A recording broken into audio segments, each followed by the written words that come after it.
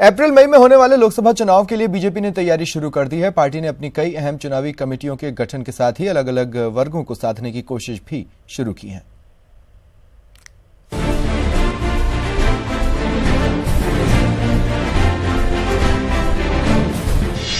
महासमर के लिए बीजेपी का प्लान 2019। दलितों को साधने के लिए पकी खिचड़ी। बीजेपी ने तय किए जंग के सेनापति। साल के पहले सप्ताह में ही बीजेपी ने इस साल होने वाले महासमर के लिए अपनी रणनीति तय कर दी है। एक तरफ देश की बड़ी दलित आबादी को अपनी ओर करने के लिए पार्टी ने राजधानी दिल्ली में सियासी खिचड़ी पकाई, तो ठीक उसी वक्त पार्टी ने जंग के लिए सेनापति के नाम भी तय कर दिए। बीजेपी ने लोकसभा चुनाव के लिए अहम माने जाने वाली संकल्प पत्र कमेटी समेत कई और कमेटियों के गठन का ऐलान कर दिया। संकल्प पत्र कमेटी की जिम्मेदारी केंद्रीय गृह मंत्री राजनाथ सिंह को दी गई है, तो वित्त मंत्री अरुण जेटली प्रचार प्रसार कमेटी की कमान संभालेंगे। मोदी सरकार के एक और वरिष्ठ मंत्री नितिन गडकरी को सामाजिक स्वयंसेवी संगठन संपर्क की जिम्मेदारी दी गई है। सबसे अहम संकल्प पत्र कमेटी की अगुवाई राजनाथ सिंह करेंगे, तो इस कमेटी में कुल 20 लोग शामिल होंगे। अरुण जेटली, निर्मला सीतारमण, थावरचंद गहलोत, रविशंकर प्रसाद और पीयूष गोयल इसके अहम सदस्य होंगे। वहीं प्रचार प्रसार कमेटी के लिए पीयूष गोयल और राज्यवर्धन राठौर समेत कुल 8 लोगों के नाम शामिल हैं। सामाजिक स्वयंसेवी संगठन संपर्क कमेटी में कैलाश विजयवर्गीय और कलराज मिश्र समेत कुल 13 लोगों के नाम शामिल हैं। आपको बता दें कि इससे पहले बीजेपी ने लोकसभा चुनाव के लिए प्रभारी की भी नियुक्ति कर अपनी तैयारी शुरू कर दी है। देश के सबसे बड़े सूबे यूपी की जिम्मेदारी जेपी नड्डा को दी गई है। इतना ही नहीं, बीजेपी अध्यक्ष अमित शाह राज्य दर राज्य पार्टी की संभावनाओं का आकलन कर पार्टी की रणनीति में बदलाव कर रहे हैं। बिहार में एनडीए गठबंधन के सहयोगियों के साथ सीटों का बंटवारा करने के बाद शाह के लिए यूपी और महाराष्ट्र जैसे 2 बड़े सूबे में एनडीए के घटक दलों की परेशानी सुलझाना बड़ी चुनौती है। रविवार को शाह ने महाराष्ट्र के लातूर में शिवसेना को संकेतों में चेतावनी भी दी, तो गठबंधन न होने की शर्त पर अकेले चुनाव लड़ने के संकेत दिए। वहीं रविवार को ही दलित मतदाताओं को पार्टी से जोड़ने के लिए बीजेपी ने दिल्ली में भीम विजय संकल्प रैली का आयोजन किया। करीब 5000 लोगों के लिए पकी इस खिचड़ी के सियासी संकेतों को छिपाने की कोई कोशिश भी नहीं की गई। इस खिचड़ी कार्यक्रम के लिए चावल, दाल समेत कई सामग्री दलितों के घर से इकट्ठा की गई। समाज में समरसता लाने के मकसद वाले इस कार्यक्रम से बीजेपी ने दलित वर्ग को साधने की कोशिश की है। दरअसल 3 राज्यों में सत्ता गंवाने के बाद पार्टी को अंदेशा है कि शायद दलित मतदाताओं के पार्टी से मोहभंग के कारण ऐसा हुआ है और बीजेपी लोकसभा चुनाव से पहले ऐसी किसी भी परेशानी को सुलझा लेना चाहती है। Bureau report, news 18 network. Marudhara में कोल्ड अटैक लगातार जारी है। प्रदेश की सबसे ऊंची पर्वतीय पर्यटन नगरी माउंट आबू में तापमान 4 डिग्री लुढ़क कर 3 डिग्री पर आ पहुंचा है। जोधपुर में लोग घरों से बाहर नहीं निकल पा रहे हैं। दौसा में सुबह से ही घना कोहरा छाया हुआ है। कोहरे के चलते रेल और सड़क यातायात प्रभावित है। रतनगढ़ में ठंड से सबसे ज्यादा परेशानी स्कूली बच्चों को हो रही है।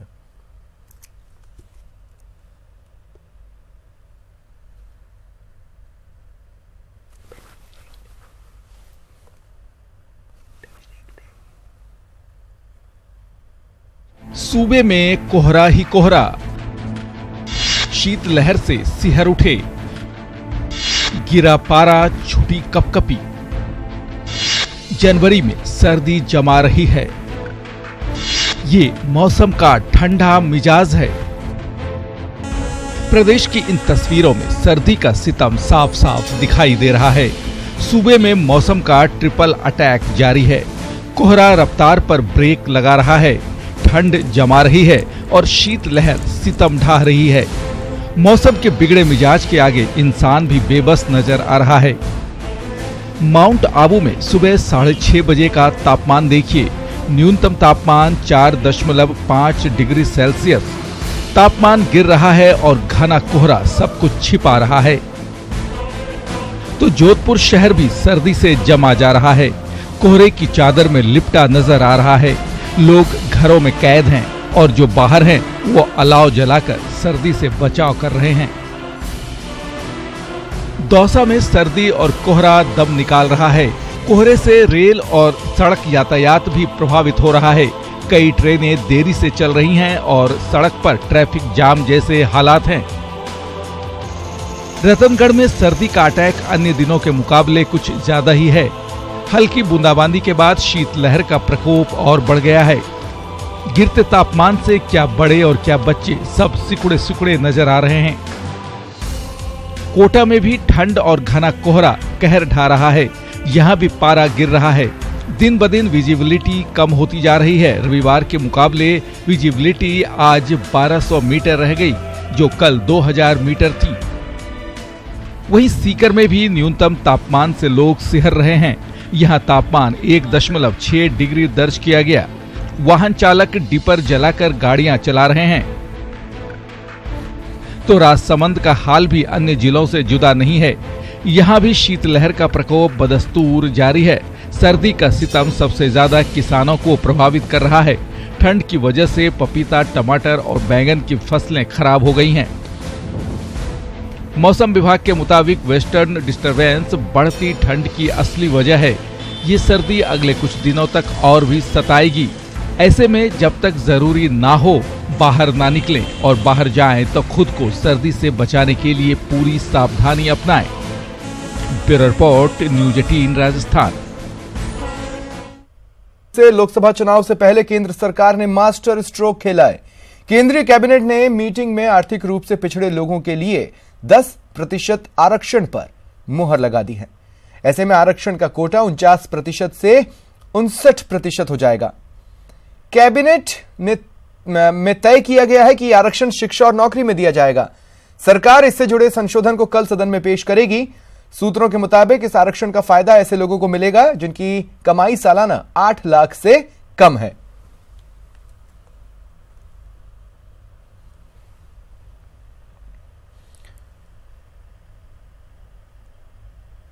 और सवर्ण आरक्षण पर कैबिनेट के फैसले के बाद पक्ष विपक्ष ने अपने अपने तर्क दिए। किसी ने इसे जरूरी बताया, किसी ने चुनावी हथकंडा।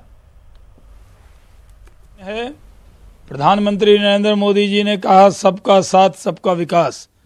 132 करोड़ हिंदुस्तानी की फिक्र करते हैं प्रधानमंत्री, सबको साथ लेकर चलते हैं प्रधानमंत्री। स्वर्ण समाज में भी बहुत बड़ी तादाद में गरीब लोग हैं और उनके मन में भी था कि जब सबको आरक्षण मिल रहा है तो स्वर्ण समाज में जो गरीब है उसका भी इस देश के संसाधन पर हक है और वो हक देने का काम प्रधानमंत्री नरेंद्र मोदी जी ने किया है। बहुत मैं उनको बधाई देता हूँ। ये 14% स्वर्ण आरक्षण की आर्थिक रूप से पिछड़े हुए जो स्वर्ण क्लास के लोग हैं उनके लिए तो पिछली गहलोत सरकार ने भी 14% आरक्षण की बात कही थी। और अब जब चुनाव आ गए हैं केंद्र सरकार के, तो आप ये मानकर चलिए जो मोदी जी कल तक चैलेंज करते थे, बड़ी बड़ी बातें करते थे, गब्बर सिंह टैक्स की हंसी उड़ाते थे, आपने जीएसटी का स्लैब कम करना शुरू कर दिया। आप मान रहे हैं कि राहुल गांधी जो कह रहे हैं वो सब स्वीकार कर रहे हैं, तो आप तो कांग्रेस को ही फॉलो कर रहे हैं। अब सारी सच्चाई क्या वो सब सामने आ जाएगी। वो कैसे सुप्रीम कोर्ट से सारा मामला क्लियर करेंगे, क्या स्थिति आएगी। अब जितना भी काम हो रहा है तेजी से वो सब वोट के लिए हो रहा है। कोई इनकी सिंपैथी नहीं है किसी के भी प्रति। आप जीएसटी का स्लैब भी कम कर रहे हैं, आप गैस सिलेंडर के दाम भी कम कर रहे हैं, पेट्रोल डीजल के दाम भी कम कर रहे हैं। अब आपको आर्थिक आधार पर आरक्षण की बात भी याद आ गई है। लेकिन इसमें आप कितना रिलीफ सच्चाई में देना चाहते हैं, क्या आप कुछ देना चाहते हैं और आप क्या लागू कर पाओगे, क्या स्थिति है आपकी। क्यों ऐसा तो हम पहले यहाँ पर राजस्थान की विधानसभा में किया हमने आए, लेकिन वो आगे नहीं चला। गहलोत सरकार ने भी किया, फिर बीजेपी की सरकार ने भी किया, तो हम तो तैयार खड़े हैं ना। कांग्रेस तो मना ही नहीं कर रही। श्री नरेंद्र मोदी जी के शब्द अपने अर्थ खोते जा रहे हैं। इस देश की जनता को श्री मोदी जी जो बोलते हैं तो उसमें सच्चाई ढूंढना पड़ता है और 14 से लेकर 19 तक उनका यही रवैया रहा है। दूसरी बात, आपने देखा कि नोटबंदी पर कितने इन्होंने वो लाए, सर्कुलर निकाला, रोज बदला। जीएसटी पर ये रोज बदल रहे हैं। कचरा पर 18%, जो रद्दी जो लोग बटोर के और बेचते हैं, मोदी जी उस पर 18% ले रहे हैं टैक्स। अब उनको कौन समझाए। अब उन्होंने एक सूत्र से ये खबर आ रही है कि उन्होंने 10% कैबिनेट ने पास किया है। 2019 आम चुनाव के लिए केंद्र सरकार ने तुरूप का इक्का चल दिया है। तुरूप का ये इक्का है सवर्णों के लिए 10% आरक्षण का फैसला। इसका विरोध विरोधियों को भारी पड़ सकता है। –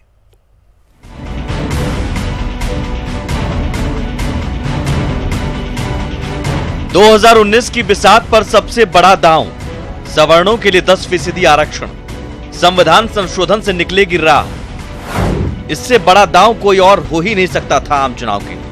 राफेल पर रार और सियासी तकरार के बीच केंद्र सरकार ने वो फैसला किया है जिसका सीधे सीधे विरोध की ताकत वर्तमान सियासत में किसी भी विरोधी पार्टी के पास नहीं है। और यही वजह भी है सरकार के इस फैसले को सियासत का सवर्ण काल माना जाने लगा है। सत्ता पक्ष के लोगों के लिए फैसला तो सबका साथ सबका विकास की अगली कड़ी है, जिसमें हर किसी को आर्थिक रूप से संबल होने का मौका मिलेगा। इसका सामान्य वर्ग आज श्री नरेंद्र मोदी जी का जय जयकार कर रहा है और पहले से वो मांग करता रहा, कोई देने की हिम्मत नहीं कर रहा था। यह हिम्मत उसी 56 इंच के सीने वाले में थी जिसने आज करके दिखा दिया है। ये निर्णय बहुत ही बड़ा क्रांतिकारक है, ऐतिहासिक निर्णय है, हिस्टोरिकल निर्णय है, क्योंकि बहुत सालों से सवर्ण समाज में से मांग हो रही थी। इकोनॉमिकली वीकर हैं, अपर कास्ट में उनको रिजर्वेशन दिया गया, हम उसका स्वागत करते हैं। देखिए, लोक जनशक्ति पार्टी ने हमेशा मांग की थी कि इनको 15% का आरक्षण मिलना चाहिए, पर मुझे खुशी है कि कम से कम शुरुआत हुई। सत्ता में बैठे लोगों के लिए इस फैसले से बेहतर कोई और फैसला नहीं होने वाला था।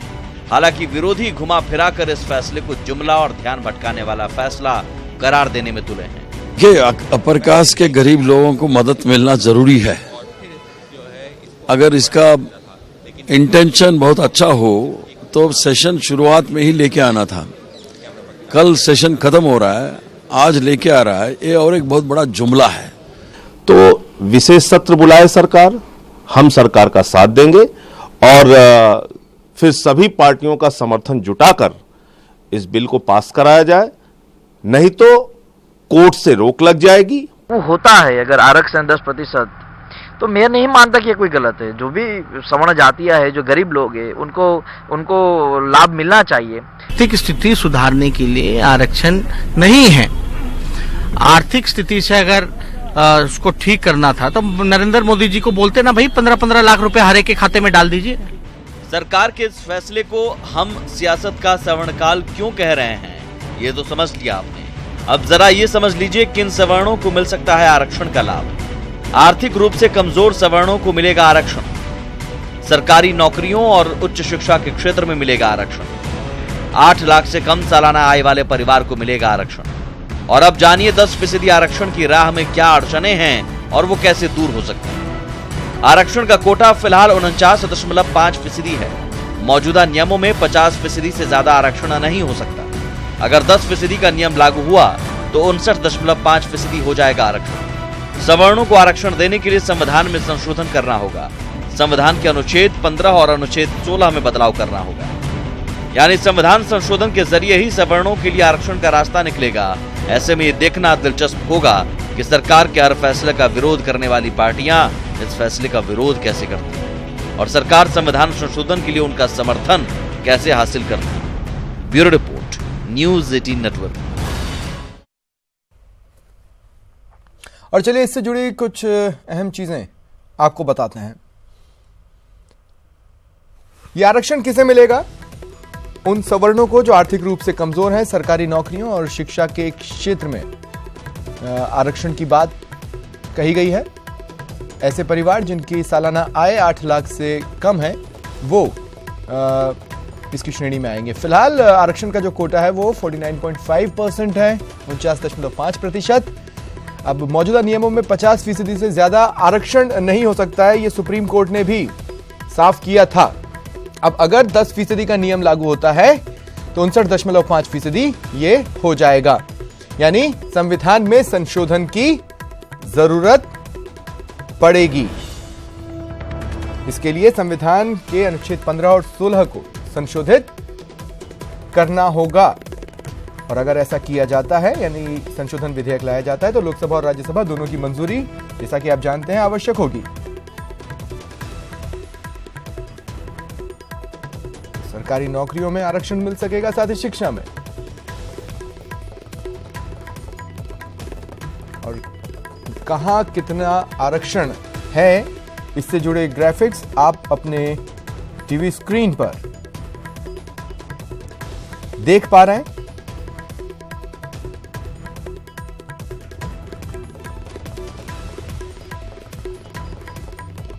फिलहाल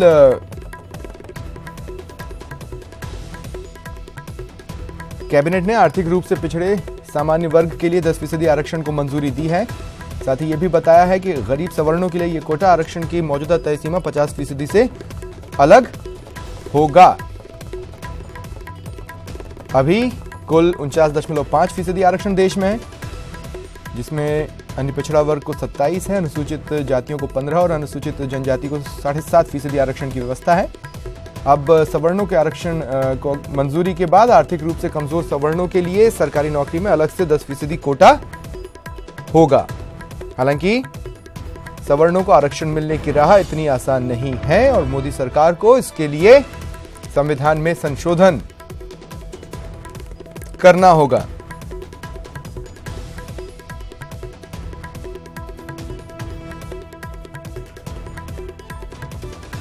अब हालिया घटनाक्रमों पर अगर नजर डाल लें तो सवाल यह है कि क्या इसकी टाइमिंग कोई इशारा है,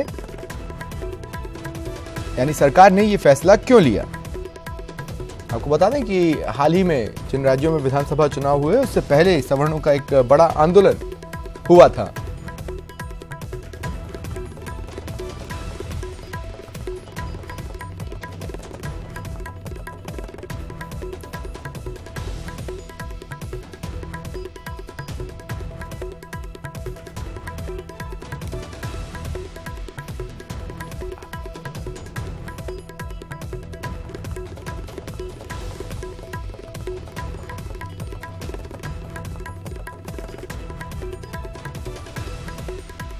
और इस वक्त मेरे सहयोगी अभिजीत अजमेर से हमारे साथ जुड़ रहे हैं, साथ ही समता आंदोलन के राष्ट्रीय अध्यक्ष पाराशर नारायण शर्मा हमारे साथ मौजूद हैं और साथ ही राजेंद्र सिंह जी। आप सभी का मैं स्वागत करता हूं न्यूज़ 18 राजस्थान पर।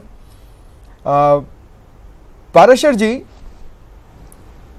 मंशा और टाइमिंग पर क्या कमेंट करेंगे आप मोदी सरकार की? देखिए, ये पहले से ही दिखाई दे रहा था कि चुनाव से पहले मोदी सरकार आर्थिक पिछड़े वर्गों के लिए आरक्षण का प्रावधान लेके आएगी, संविधान संशोधन भी करेगी, क्योंकि जिस तरह से ये प्रो SC/ST चल रहे थे, ये लग रहा था उनको खुश करके ये सवर्णों के लिए भी कुछ ना कुछ खुश करने की कार्रवाई करेंगे। और ये टाइमिंग ठीक है, ये वोटों की राजनीति है, चुनाव से पहले लाया गया है। निश्चित रूप से जो सवर्णों की नाराजगी उसको दूर करने के लिए लाया गया है। कुल मिलाकर के जो गरीब हैं ये सवर्णों के, उनका नाम लेकर के उनको आरक्षण देने की बात की जा रही है, लेकिन जो लिमिट 8 लाख की रखी गई है उससे इनकी मंशा पे संशय क्रिएट होता है कि 8 लाख तक भी अगर गरीब माना जाएगा तो 8 लाख इनकम को दिखाता ही नहीं है आज की तारीख में। अगर इनकम टैक्स का आंकड़ा देखेंगे तो 8 लाख इनकम 1% लोग बाग भी नहीं दिखाते हैं। दूसरा ये है कि अगर ये इकोनॉमिक बैकवर्ड क्लासेस को आरक्षण देते हैं तो प्रथम दृष्टया हम स्वागत करते हैं, लेकिन इस शर्त के साथ स्वागत करते हैं समता आंदोलन समिति कि ये 50% जो अपर लिमिट है, मैक्सिमम लिमिट, उसके अंदर ही दिया जाए इनको आरक्षण का लाभ। अगर ये संशोधन करके 50% की सीमा को बाहर बढ़ाते हैं, 60% करते हैं, तो ये सिर्फ एक शगुफा है, वो न्यायपालिका में टिकेगा नहीं, क्योंकि ये basic structure of the constitution के खिलाफ होगा और 50% की लिमिट को लेकिन इसके लिए उनके पास एक रास्ता है संविधान में संशोधन का। राजेंद्र सिंह जी, आपका क्या रिएक्शन रहेगा? First reaction. देखिए, निश्चित तौर पर ये स्वागत योग्य कदम है। आप देखो कि इसको आप उसको पार्टी पॉलिटिक्स और चुनाव पॉलिटिक्स से अलग देखिए कि देश भर में आरक्षित वर्ग और अनारक्षित वर्ग के बीच में एक आरक्षण के विषय को लेकर के एक बड़ा वर्ग संघर्ष जैसी स्थिति बन गई थी देश में।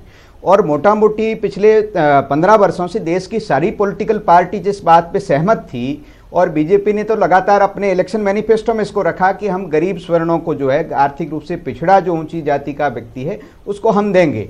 तो देश के अंदर एक नया दलित तबका बनता जा रहा था। बिना आरक्षण के अभाव में जो गरीब तबका था, जो ऊंची जातियों में पैदा हो गया था, उसके अंदर एक अनरेस्ट थी। और वो अनरेस्ट किसके खिलाफ थी? वो अनरेस्ट थी जो आरक्षित वर्ग था उनके खिलाफ। तो निश्चित तौर पर ये अपने आप में सामाजिक समरसता को लाने वाला फैसला भी है, पॉलिटिकली करेक्ट है, सोशली करेक्ट है। इसको कॉन्स्टिट्यूशनली करेक्ट किए जाने की जरूरत है। उसके लिए पार्लियामेंट है। मेरे ख्याल से पार्लियामेंट से सुप्रीम कोई बॉडी नहीं हो सकती, तो पार्लियामेंट के अंदर इसके जो कमियां हो सकती है उसको सरकार दूर करेगी। और निश्चित ही ये स्वागत योग्य कदम है। आप देखिए देश भर के सारे मूवमेंट जो है, चाहे वो आपका पटेलों का मूवमेंट है, चाहे ब्राह्मण आरक्षण का है, राजपूत आरक्षण का है, साउथ में जो है कुछ जातियां मांग रही है, इन सारे आरक्षण आंदोलनों का इस एक फैसले से हल निकल रहा है। तो निश्चित तौर पर ये स्वागत करने योग्य बात है। अच्छा, अभिजीत, राजस्थान ने भी विभिन्न वर्गों का संघर्ष सड़कों पर देखा। साल 2018 में लग तो रहा था कि किसी तरह का कोई क्रांतिकारी फैसला आ सकता है, लेकिन आउट ऑफ ब्लू एकाएक ये खबर आई आज।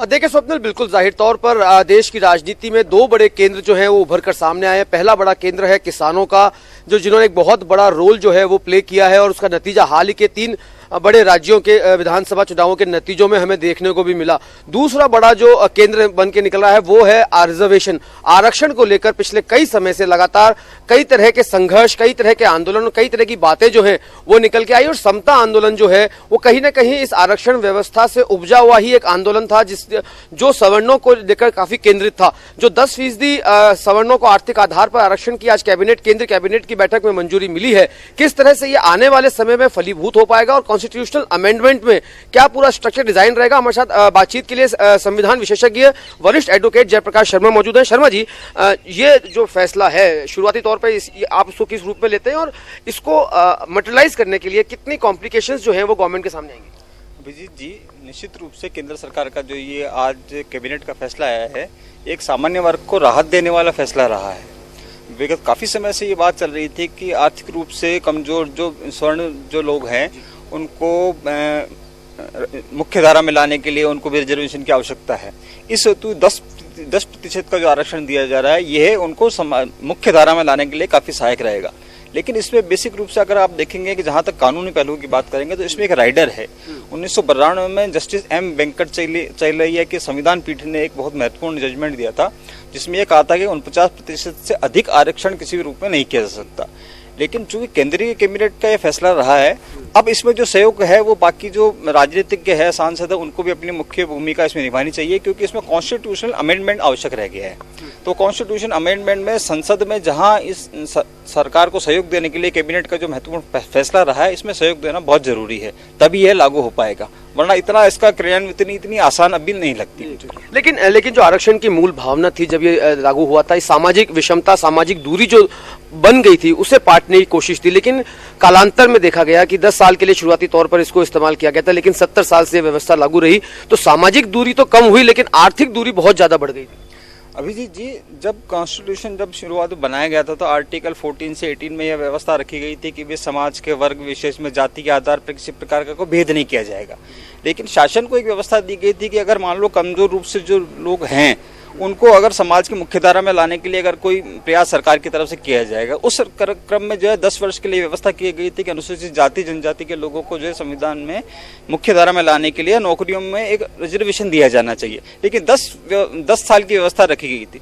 लेकिन कुछ सरकारों की विफलता कह सकते हैं हम इसको, या एक राजनीतिक मजबूरी कह सकते हैं, आम जनता की जागरूकता का अभाव भी कह सकते हैं कि ये व्यवस्था 10 वर्षों से लगातार चलती रह रही है। इस व्यवस्था ने समाज को अलग अलग धड़ों में बांटने का ही काम किया है। लेकिन इस फैसले से 10% जो लोगों को और आरक्षण मिलेगा, उससे एक जो गैप आ चुका है उस गैप को भरने का प्रयास किया जाएगा।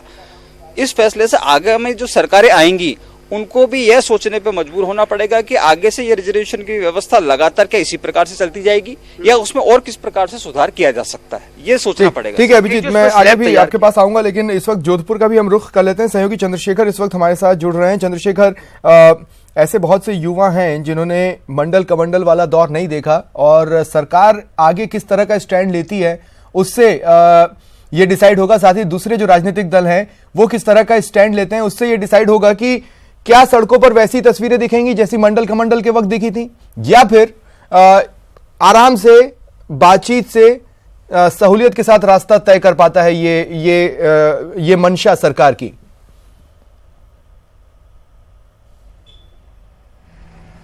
जी निश्चित तौर पे स्वप्निल, अगर बात करें तो जो युवा है उनमें एक खुशी की लहर है। मोदी के इस फैसले से, मोदी सरकार के फैसले से उनमें खुशी की लहर है।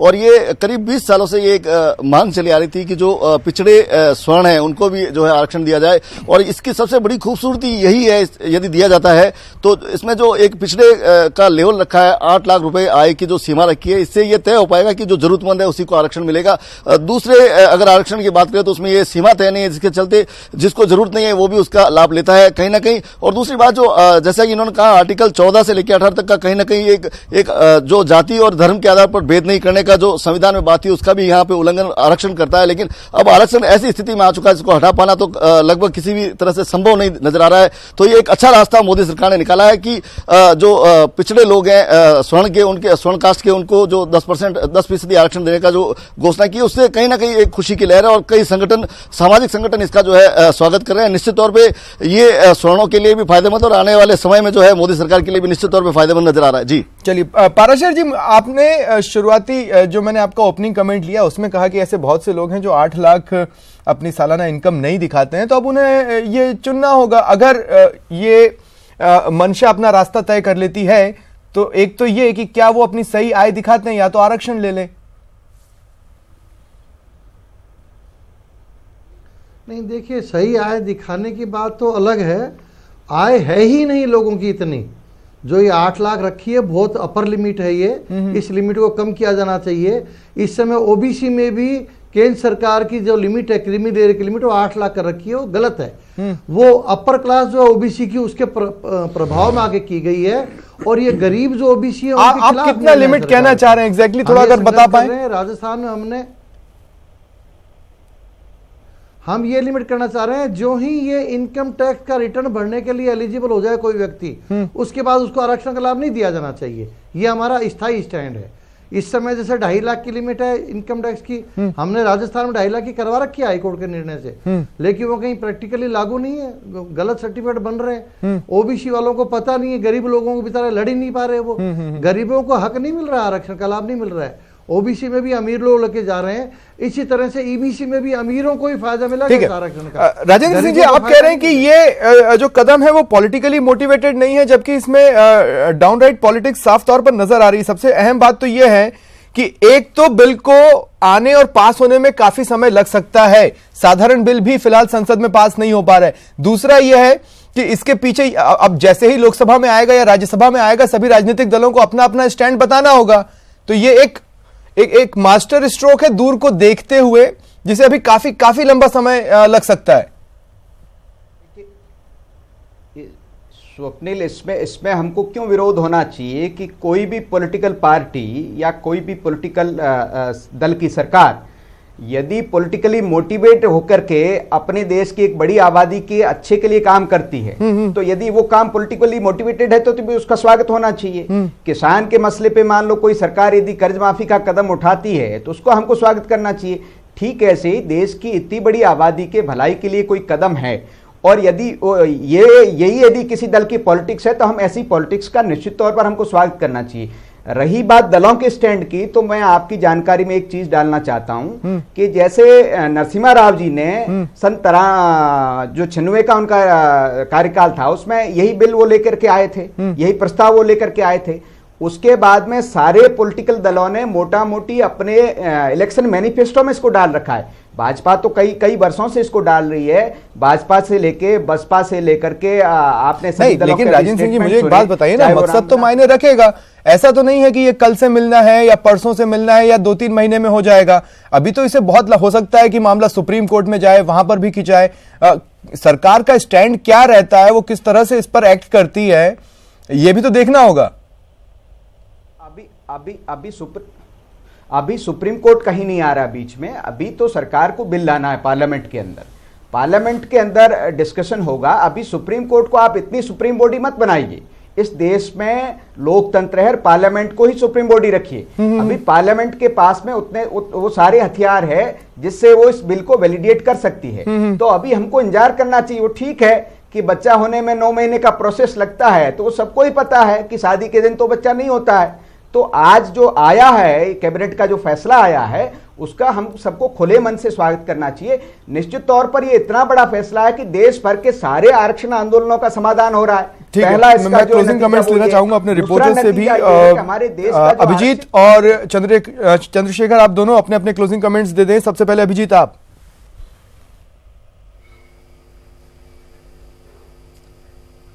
देखिए स्वप्निल, इसमें कोई दो राय नहीं है कि लोकसभा चुनाव की दहलीज पर इस वक्त हम खड़े हैं। 4 महीने बाद लोकसभा के चुनाव होने हैं और ये जो आरक्षण लाया है इकोनॉमिक आधार पर, आर्थिक आधार पर, ये एक बहुत बड़ा स्टेप है मोदी गवर्नमेंट का, जो एक बहुत बड़े वर्ग को साधने की कोशिश करेगा। स्पेसिफिकली अगर राजस्थान की बात करेंगे, राजस्थान के हालिया जो चुनावी परिणाम निकल के आए हैं और जिस तरह के आंदोलन 2 अप्रैल का आंदोलन था, उसकी जो परिणति यहाँ पर देखने को मिली थी, कई ऐसे वर्ग जो खड़े हो गए थे जो कहीं ना कहीं भाजपा से छिटकते जा रहे थे। और उसमें सबसे बड़ा मुद्दा ये था, देवी सिंह भाटी जो है भाजपा के विधायक रहे हुए हैं कुलाय से, देवी सिंह भाटी ने सबसे पहले राजस्थान में इस मोर्चे को खड़ा किया था। आर्थिक आधार पर आरक्षण की बात जो है वो वहां से शुरू हुई थी। तो कहीं ना कहीं चंद्रशेखर, आपका क्लोजिंग कमेंट। मेरे पास समय की बाध्यता है, जल्दी से बोलें। जी स्वप्निल, अगर बात करें तो जिस तरह से मोदी सरकार ने जो SC/ST कोर्ट के जो सुप्रीम कोर्ट के जो आदेश का अमेंडमेंट किया था और एक ST/SC के वोट बैंक को साधने की कोशिश की थी और अपने हाथ जला बैठे थे, और जो जिस तरह से ये विधानसभाओं के चुनाव में देखने को मिला, कहीं ना कहीं वापस ये इसका मोदी सरकार का एक मास्टर स्ट्रोक है और जिसके चलते फिर से एक बार स्वर्ण जातियां जो है मोदी की तरफ अपना रुख करेगी। जी चलिए, शुक्रिया आप सभी का हमारे साथ जुड़ने के लिए और इस चर्चा में शामिल होने के लिए।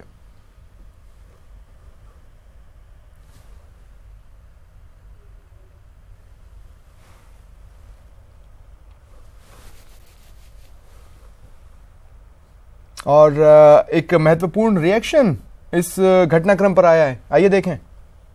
पूरे देश के अंदर पहली सरकार हमारी थी 98 के अंदर, जिसने 14% आरक्षण दिया था EBC को, जो आर्थिक रूप से कमजोर थे, उनको देने का प्रस्ताव कैबिनेट का मेरे वक्त में था, जब मैं मुख्यमंत्री था 98 से 2003 तक।